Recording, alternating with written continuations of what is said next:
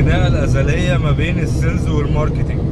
لا انا الكامبين بتاعتي حلوه، السيلز هو اللي مش عارف يبيع.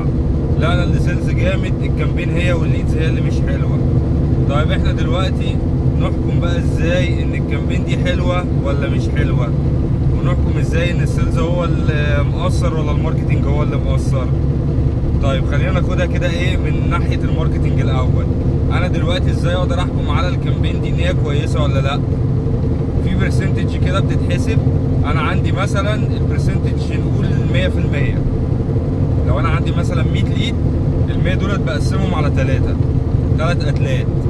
لو قسمناهم على 3 هنلاقي حوالي 33 وشويه. ففي تلت، التلت ده اللي هو انا دوست بالغلط، انا مش عارف، انا اسف، انا مش عارف ايه، انا ابني داس، خدي داس بالغلط، الكلام ده كله. في تلت اللي هو ايه، طب ابعت لي التفاصيل، جزء ما يردش نو انسر، جزء موبايلات مقفوله، الكلام ده. والتلت التالت اللي هو ابعت لي تمام وبياخد ويدي معاك، طب الديسكاونت ايه، الاوفر ايه، البيمنت ايه. ال 33 وشويه في المية دولت باخد منهم 25%. 25% دولت ينزلوا ميتنج. فطول ما في ميتنج متحققه كده الكامبين زي الفل والراجل عمل اللي عليه وزياده. يعني لو جينا حسبنا 25% هنلاقيهم حوالي 7-8 ميتنج. ال 7-8 ميتنج دولت يتقفل منهم برضو 25% ديل او 2 ديلز، يعني ما بين 2 ديلز المفروض ان هو 2 ديلز يتقفلوا.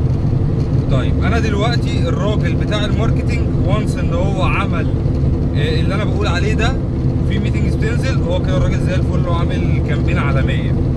السيلز بقى نبدا ان احنا نحاسبه ازاي؟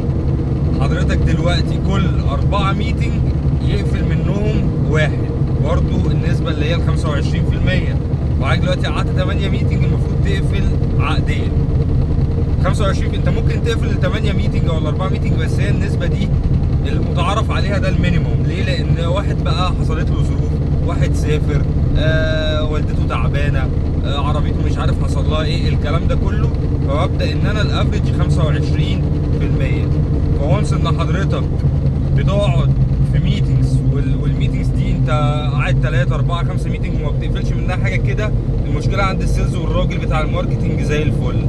طيب مفيش ميتنج متحققه، يبقى كده الراجل بتاع الماركتنج الكامبين بتاعته مش احسن حاجه.